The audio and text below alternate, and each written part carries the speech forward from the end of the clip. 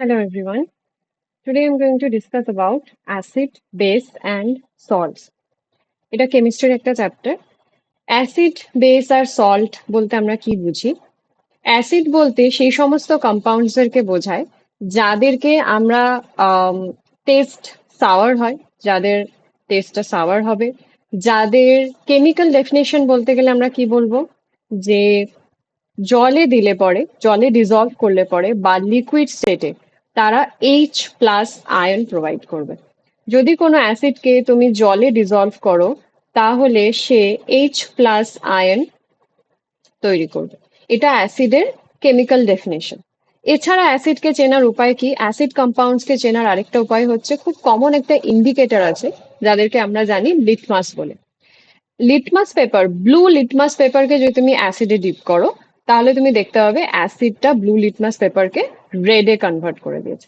তাহলে acidic compounds হচ্ছে তারা যারা ব্লু লিটমাসকে রেডে কনভার্ট করবে, যাদের টেস্টটা সাওয়ার হবে, যারা প্রডিউস করবে H+ আয়নস যখন তারা ওয়াটারে ডিজলভ হবে কিংবা লিকুইড বা মলটেন স্টেটে থাকবে।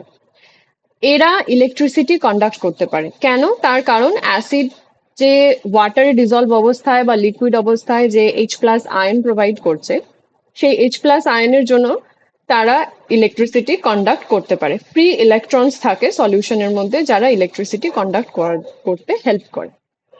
So acids conducts electricity. এরপর যদি আমরা দেখি যে এক্সাম্পলস কি, অ্যাসিড আমরা দু রকম দেখতে পারি, একটা হচ্ছে মিনারেল অ্যাসিডস আর একটা হচ্ছে অর্গানিক অ্যাসিডস। মিনারেল অ্যাসিডস কারা? Hydrochloric acid, sulphuric acid, nitric acids.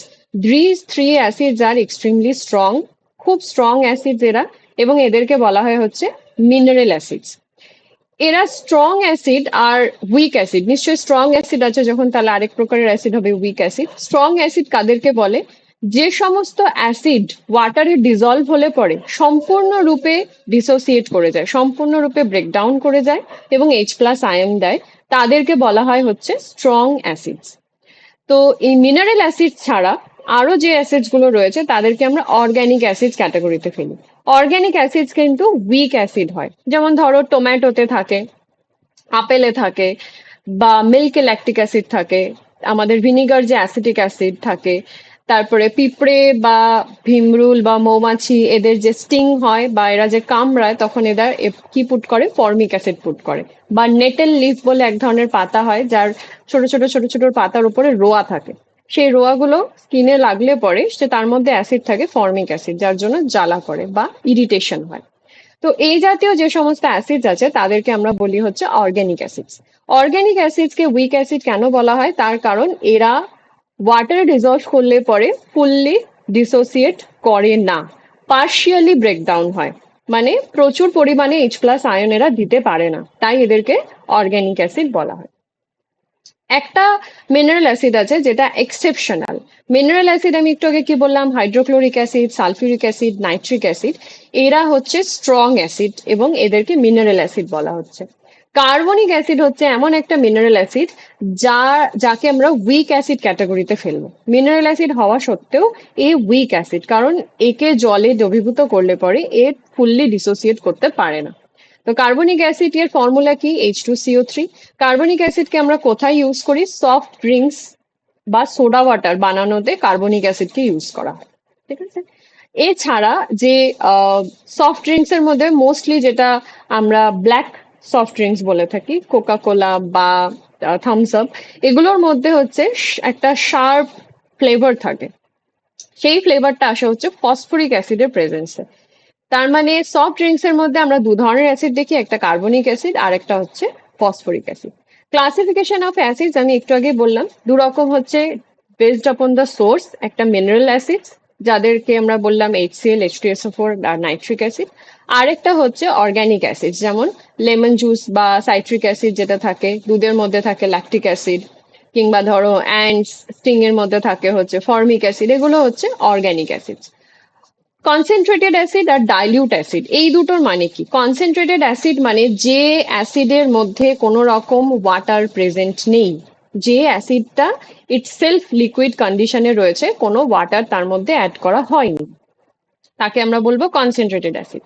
আর ডাইলিউট অ্যাসিড মানে যাকে জল মিশিয়ে ডাইলিউট করা হয়েছে, যে অ্যাসিডকে, সেটা হচ্ছে ডাইলিউট অ্যাসিড। এবার এই ডাইলিউশন অফ অ্যাসিড মানে যে অ্যাসিডের সাথে জল মিক্স করে তাকে ডাইলিউট করার একটা প্রসেস আছে। ধরো আমি যদি তোমায় বলি যে কনসেন্ট্রেটেড অ্যাসিডকে আমি ডাইলিউট করতে চাইছি, তাহলে অ্যাসিডের মধ্যে জল অ্যাড করব নাকি জলের মধ্যে অ্যাসিড অ্যাড করব? দুটো কথা শুনতে একরকম লাগছে, বাট এক নয়। কারণ কি, যদি আমরা অ্যাসিডের মধ্যে, একটা কনসেন্ট্রেটেড অ্যাসিড আছে, ধরো HCl নিয়েছো, কনসেন্ট্রেটেড HCl এর মধ্যে তুমি যদি আস্তে আস্তে জল পোর করো, তাহলে সেইখানে একটা খুব এক্সোথার্মিক রিয়াকশন হয়। এক্সোথার্মিক রিয়াকশন মানে কি? এক্সোথার্মিক রিয়াকশন মানে যে রিয়াকশনে প্রচুর পরিমাণে হিট জেনারেট হয়, এবং এই রিয়াকশনের ফলে যে জলটা অ্যাসিডের সংস্পর্শে আসছে সেইখানে প্রচুর হিট জেনারেট হওয়ার ফলে জলটা স্টিমে কনভার্ট হয়ে যাবে। তো স্টিমে কনভার্ট হয়ে যাওয়ার ফলে কি হবে? It will lead to accident. Accident হওয়ার সম্ভাবনা থাকবে। কিন্তু যদি তুমি উল্টো কাজটা করো, তুমি একটা কন্টেনারে ওয়াটার নিলে এবং তাতে তুমি কনসেন্ট্রেটেড অ্যাসিড খুব স্লোলি যদি পোর করো, স্লোলি আস্তে আস্তে যদি ঢালো, তাহলে সেই ক্ষেত্রে রিয়াকশনটা এত অ্যাগ্রেসিভ হয় না। এক্সোথার্মিক সামান্য পরিমাণে হয়, কিন্তু এত অ্যাগ্রেশন থাকে না, হিট জেনারেশন অনেক কম হয়। তো সেই জন্য সেই ক্ষেত্রে আমাদের কি করতে হবে? ডাইলিউশন অফ অ্যাসিড করলে পরে জলের মধ্যে অ্যাসিডকে আস্তে আস্তে ডিজলভ করতে হবে, উল্টোটা করা যাবে না। ঠিক আছে, এবার আসছি বেস। বেস কি হয়? বেস যে সমস্ত কম্পাউন্ডস রয়েছে তাদের টেস্ট হচ্ছে বিটার হয়, মানে একটু তেতো তেতো স্বাদ হয়, আর হাত দিলে পরে সাবানের মতন ফিল হয়, সোপি টাচ হয়। বেসকে আমরা আইডেন্টিফাই করব কিভাবে? যদি লিটমাস পেপার দিই, তাহলে লিটমাস পেপারের রেড কালারকে ব্লুতে কনভার্ট করবে, মানে অ্যাসিডের ঠিক উল্টো। রেড লিটমাসকে ব্লুতে কনভার্ট করে। কেমিক্যাল ডেফিনেশন কি বেসের? যেমন অ্যাসিডকে বললাম আমি ওয়াটার ডিজলভ করে পরে H+ আয়ন দেয়। বেসের ক্ষেত্রে আমরা দেখব ওয়াটারে ডিজলভ করলে পরে বেস হচ্ছে OH- আয়নস প্রোভাইড করে, হাইড্রোক্সাইড আয়ন প্রোভাইড করে। বেসের এক্সাম্পলস কি? যে কোনো মেটাল অক্সাইড, মানে মেটালের সাথে অক্সিজেনের রিয়াকশনে মেটাল অক্সাইড তৈরি হয়। মেটাল হাইড্রোক্সাইড, মেটালের সাথে হাইড্রোক্সাইড গ্রুপ যখন জোড়ে তখন সেটাকে আমরা বলি মেটাল হাইড্রোক্সাইড। এই দু ধরনের কম্পাউন্ডস হচ্ছে মোস্টলি বেসিক ইন নেচার হয় এবং বেস হয়। যেমন ধরো sodium hydroxide, calcium hydroxide, sodium oxide, calcium oxide, sodium hydroxide, potassium hydroxide. These are metal oxide and metal hydroxides which we can call base. বেসের মধ্যে একটা ক্যাটাগরি আছে, যে সমস্ত বেসকে আমরা ওয়াটারে ডিজলভ করতে পারবো তাদেরকে বলা হয় হচ্ছে অ্যালকালি। তার মানে সব বেস, অবভিয়াসলি সমস্ত বেসকে আমরা অ্যালকালি বলতে পারবো না, তার কারণ কিছু কিছু বেস আছে, যেমন ধরো কিউব কপার অক্সাইড কিংবা ধরো জিঙ্ক অক্সাইড, এদেরকে আমরা ওয়াটারে ডিজলভ করতে পারি না, তাই এদেরকে আমরা অ্যালকালি বলতে পারবো না। বাট এরা বেস, এরা basic in nature, but alkali নয়, কারণ ওয়াটারে ডিজলভ হয় না। যে সমস্ত বেসকে তুমি ওয়াটারে ডিজলভ করতে পারবে তাদেরকে আমরা কি বলবো? অ্যালকালি বলবো। যেমন ধরো sodium hydroxide, potassium hydroxide, these are alkalis because they can be dissolved in water. বেসের ক্লাসিফিকেশন কি? বেসের ক্লাসিফিকেশন হচ্ছে একটা সলিউবল, একটা ইনসলিউবল বেস, যেটা আমি বললাম যে অ্যালকালি একটা হয়, আর একটা হচ্ছে নন অ্যালকালিজ, মানে যাদেরকে আমরা ওয়াটার ডিজলভ করতে পারি না। আয়োনাইজিং ক্যাপাসিটির ওপর, মানে ঠিক যেরকম ভাবে আমরা অ্যাসিডকে ক্লাসিফাই করেছি স্ট্রং আর উইকের মধ্যে, ঠিক সেরকম ভাবে যদি বেসকে আমরা ক্লাসিফাই করতে চাই, তাহলে লিকুইড কন্ডিশনে বা ওয়াটারে ডিজলভ অবস্থায় যে বেস যত স্ট্রংলি ডিসোসিয়েট করবে, অনেক বেশি OH- আয়ন প্রোভাইড করবে, তাদেরকে আমি বলবো হচ্ছে স্ট্রং বেস। আর যে বেস আমার ভালো মতন ডিসোসিয়েট করবে না, OH- এর আয়নসের কোয়ান্টিটি অনেক কম থাকবে, তাকে আমরা বলবো উইক বেস। যেমন অ্যামোনিয়াম হাইড্রোক্সাইড হচ্ছে একটা উইক বেস, এ জলে দিলে পরে টোটাল ডিসোসিয়েশন হয় না। ইন্ডিকেটরস কি? ইন্ডিকেটরস হচ্ছে, মানে আমার কাছে যদি অ্যাসিড আর বেসের দু ধরনের কম্পাউন্ডস থাকে, দেখতে তো প্রায় একই রকমই লাগতে পারে, কোনো কালার ডিফারেন্স নাও থাকতে পারে, তাহলে আমি তাদেরকে আইডেন্টিফাই করব কিভাবে? আইডেন্টিফাই করার জন্য আমাদের কাছে তিন রকমের ইন্ডিকেটরস আছে। একটা হচ্ছে ন্যাচারাল ইন্ডিকেটরস, একটা সিনথেটিক ইন্ডিকেটরস, আর একটা হচ্ছে all factory indicators. Natural indicators কারা? যেমন ধরো লিটমাস বা টার্মারিক। লিটমাসকে আমরা কোথা থেকে পাই? লিটমাসকে হচ্ছে লাইকেন বলে এক ধরনের প্লান্ট কিংডমের বলতে পারো অ্যালগি আর ফানজাই এর একটা সিম্বায়োটিক রিলেশনশিপের অর্গানিজম লাইকেন, তার থেকে হচ্ছে আমরা লিটমাস পাই। লিটমাসের নর্মাল বা নিউট্রাল কালার কি? পার্পল।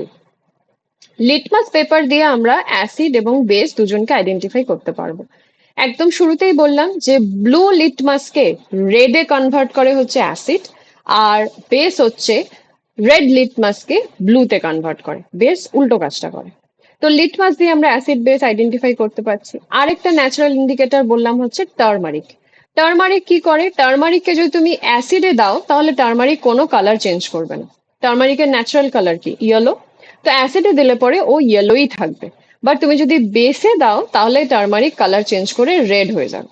তো this two are the examples of natural indicator. Synthetic indicator আছে দুটো, খুব কমন। একটা হচ্ছে মিথাইল অরেঞ্জ আর একটা হচ্ছে ফেনোল্যাপথালিন। মিথাইল অরেঞ্জ কি করে? মিথাইল অরেঞ্জের নিউট্রাল কালার হচ্ছে অরেঞ্জ, নাম থেকেই বোঝা যাচ্ছে মিথাইল অরেঞ্জের নিউট্রাল কালার হচ্ছে অরেঞ্জ। মিথাইল অরেঞ্জকে যদি তুমি অ্যাসিডের মধ্যে পুট করো তাহলে এটা অরেঞ্জ কালার থেকে শিফট হয়ে যায় রেডে। মিথাইল অরেঞ্জকে অ্যাসিডে দিলে পরে রেড কালারের হয়ে যায়। আর যদি তুমি বেসিক সলিউশনে দাও তাহলে এটা কনভার্ট হয়ে যায় ইয়েলো কালারে। তাহলে different colour show indicates the acid and base. Next one synthetic indicator ফেনোল্যাপথ্যালিন।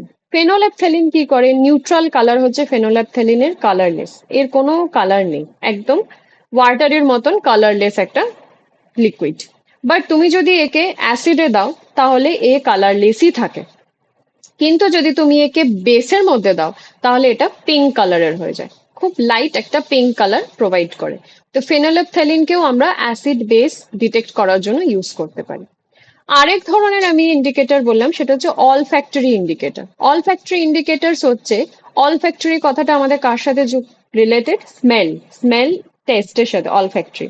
তো অল ফ্যাক্টরি ইন্ডিকেটরস তারা যাদের হচ্ছে অ্যাসিড বা বেসের সংস্পর্শে স্মেলটা পাল্টে যায়, গন্ধটা পাল্টে যায়।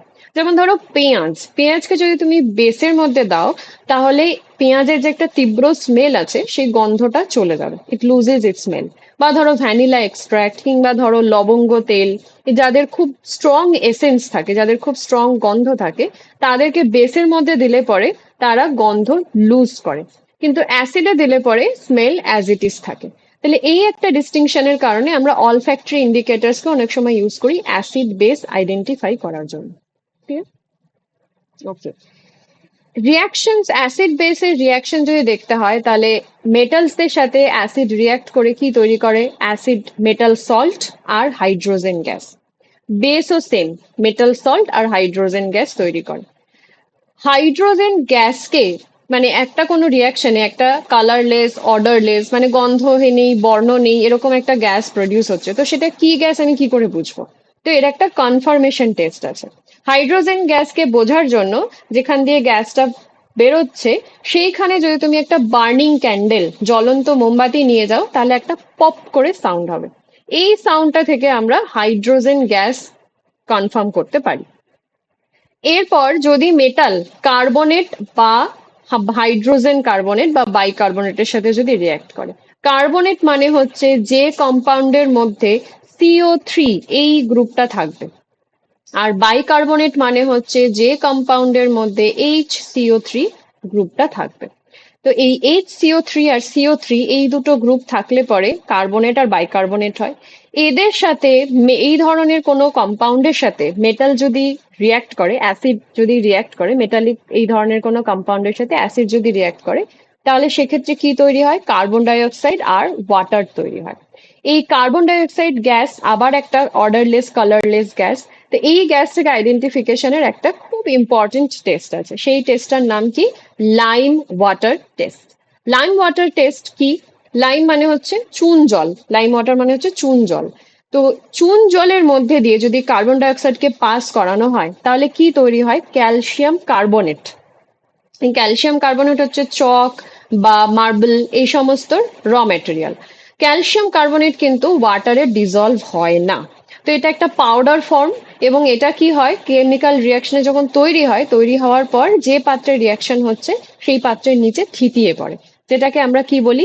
প্রেসিপিটেশন। যখন কোনো রিয়াকশনে কোনো কিছু তৈরি হওয়ার পর সেটা পাত্রের নিচে থিতিয়ে পড়ে তখন আমরা সেটাকে বলি হচ্ছে প্রেসিপিটেশন। তো তো ক্যালসিয়াম কার্বনেটের একটা প্রেসিপিটেশন আমরা সেই পাত্রে দেখতে পাই যখন আমরা চুন জলের মধ্যে দিয়ে কার্বন ডাই অক্সাইডকে পাস করি। এটার একটা অ্যাডিশনাল ইনফরমেশন আছে।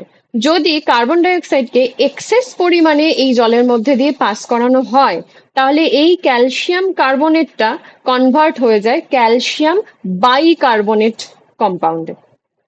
এই ক্যালসিয়াম বাইকার্বনেট যে কম্পাউন্ডটা আছে, এটা আবার ওয়াটার ডিজলভ, মানে ওয়াটারে সলিউবল। তুমি ওয়াটারে একে ডিজলভ করে দিতে পারবে। তো যেহেতু ওয়াটারে তুমি ডিজলভ করে দিচ্ছ, তার মানে জলটা আর ঘোলাটে থাকছে না, ইট গেটস ক্লিয়ার। তো জলটা ক্লিয়ার হয়ে যায়।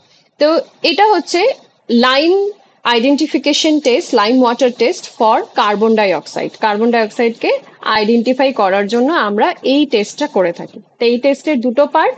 ফার্স্ট পার্টে ক্যালসিয়াম কার্বনেট তৈরি হয়, যেটা কিনা নিচে থিতিয়ে পড়ে, যেটাকে আমরা হোয়াইট প্রেসিপিটেশন বলছি। আর সেকেন্ড পার্ট হচ্ছে যদি এক্সেস পরিমাণে কার্বন ডাই অক্সাইড পাস হয়, তাহলে জলটা ঘোলাটে থেকে আবার ক্লিয়ার হয়ে যায়। কেন? তার কারণ ক্যালসিয়াম বাইকার্বনেট তৈরি হয়, যেটা কিনা জলে সলিউবল, ওয়াটার সলিউবল নেচার। ঠিক আছে? এবার অ্যাসিড আর বেস যদি নিজেরা নিজেদের মধ্যে রিয়াক্ট করে, তাহলে সেই রিয়াকশনকে আমরা কি বলি? নিউট্রালাইজেশন রিয়াকশন বলি।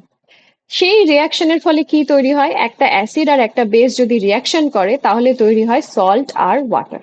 একটা সল্ট তৈরি হবে, একটা ওয়াটার তৈরি হবে। তো সল্ট আর ওয়াটার তৈরি হওয়ার অ্যাসিড আর বেসের এই রিয়াকশনকে বলা হয় হচ্ছে নিউট্রালাইজেশন রিয়াকশন। ওকে। মেটালিক অক্সাইড এর সাথে, মেটালিক অক্সাইড মানে মেটাল প্লাস অক্সিজেন জুড়ে মেটালিক অক্সাইড হয়। মেটালিক অক্সাইডের সাথে যদি অ্যাসিড রিয়াক্ট করে, তাহলে মেটাল সল্ট তৈরি হয়। যেমন ধরো HCl এর সাথে ক্যালসিয়াম অক্সাইড রিয়াক্ট করছে, তাহলে ক্যালসিয়াম ক্লোরাইড তৈরি হলো, আর তার সাথে ওয়াটার ফর্ম করলো। সো কিন্তু এই মেটালিক অক্সাইডের সাথে কিন্তু বেসের কোনো রিয়াকশন নেই। ওকে। নন মেটালিক অক্সাইডের সাথে বেসের রিয়াকশন আছে। যেমন কোনো বেসের সাথে যদি নন মেটালিক অক্সাইড, নন মেটাল মানে ধরো কার্বন, সালফার, নাইট্রোজেন, এরা হচ্ছে নন মেটালস। তো নন মেটালিক অক্সাইডের সাথে বেস রিয়াক্ট করলে পরে একটা সল্ট তৈরি হয়, তার সাথে ওয়াটার তৈরি হয়। মেটাল অক্সাইডের সাথে কিন্তু বেসের কোনো রিয়াকশন হয় না। The pH scale. PH scale কি? পিএইচ স্কেল হচ্ছে, আমরা সবাই মোটামুটি জানি, পিএইচ স্কেল রেঞ্জ হচ্ছে 1 থেকে 14 পর্যন্ত। পিএইচ স্কেলটাকে আমরা কি জন্য ইউজ করি? কোনো অ্যাসিডিক কম্পাউন্ড কতটা অ্যাসিড, মানে সে কতটা অ্যাসিডিক, কতটা স্ট্রং অ্যাসিড বা কতটা উইক অ্যাসিড, কিংবা কোনো বেসিক সলিউশন কতটা বেসিক ইন নেচার, মানে কতটা স্ট্রং বেসিক বা কতটা উইক বেসিক, সেইটা জানার জন্য আমরা পিএইচ স্কেল ব্যবহার করি। পিএইচ স্কেলের যে মিড ভ্যালু আছে 7, এটা হচ্ছে নিউট্রাল পয়েন্ট।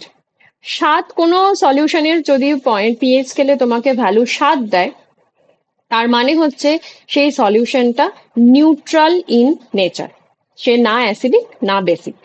কিন্তু যদি 7-এর নিচের ভ্যালু আসে, মানে 7 থেকে তুমি 1-এর দিকে এগোচ্ছ, যদি 7-এর থেকে নিচের দিকের ভ্যালু আসে, কম ভ্যালু আসে, তাহলে সেগুলো সব অ্যাসিড হবে। এবং যত 1-এর দিকে তুমি এগোচ্ছ, তার মানে অ্যাসিডিক পাওয়ার তার বাড়ছে, অ্যাসিডিটি ইনক্রিজ করছে। আর 7-এর থেকে যদি ভ্যালু বাড়তে থাকে, 14-র দিকে যদি তুমি এগো, তার মানে বেসিসিটি ইনক্রিজ করছে, বেসিক পাওয়ার বাড়ছে। তো তার মানে যত বেশি তুমি 14-র দিকে ভ্যালু পাবে কোনো একটা সলিউশনের, তার মানে তার বেসিক নেচারটা বাড়ছে। কেমন? এটা হচ্ছে আমাদের pH scale.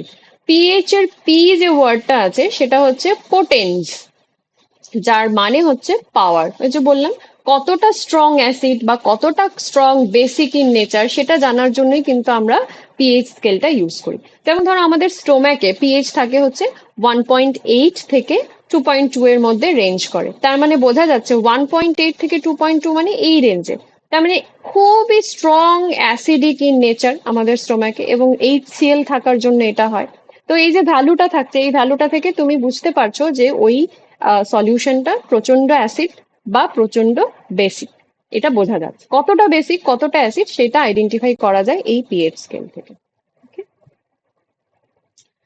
Importance of pH in our daily life. Mostly সবসময় মনে রাখবে, যে কোনো লিভিং সিস্টেম নিউট্রাল পিএইচ এর কাছাকাছিতেই সবচেয়ে ভালো অ্যাক্টিভ থাকে। তার যে কোনো বায়োলজিক্যাল সিস্টেম হচ্ছে নিউট্রাল পিএইচ কে প্রেফার করে। নিউট্রাল পিএইচ এ তার গ্রোথ, ডেভেলপমেন্ট সবকিছু ভালো হয়। তোমার প্লান্ট গ্রোথও যদি তুমি দেখো তাহলে সে নিউট্রাল পিএইচেই ভালো হয়।